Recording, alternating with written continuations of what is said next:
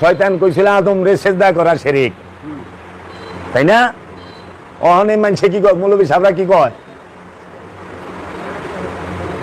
পীরের সেজদা করা, নবীর সেজদা করা। শয়তান কি কইছিল? আদম রে সেজদা করা শিরক, নাজায়েজ, হারাম। তাহলে এই জগতের মানুষ কার দর্শন গ্রহণ করছে? আদমের দর্শন, আল্লাহর দর্শন নাকি শয়তানের দর্শন?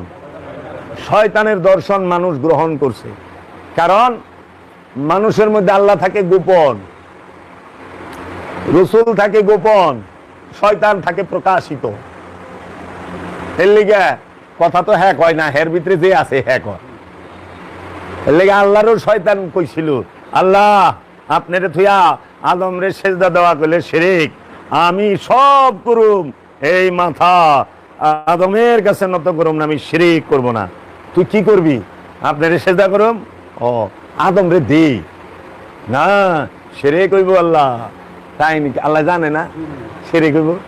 সর্বপ্রথম শিরক করার শিক্ষা কে দিছে? যদি আদম রে সেজদা করা শিরক হয়, তাহলে সর্বপ্রথম শিরক করার শিক্ষাটা তো আল্লাহই কইলো যে আদম রে সেজদা দেই আমারে তুইয়া।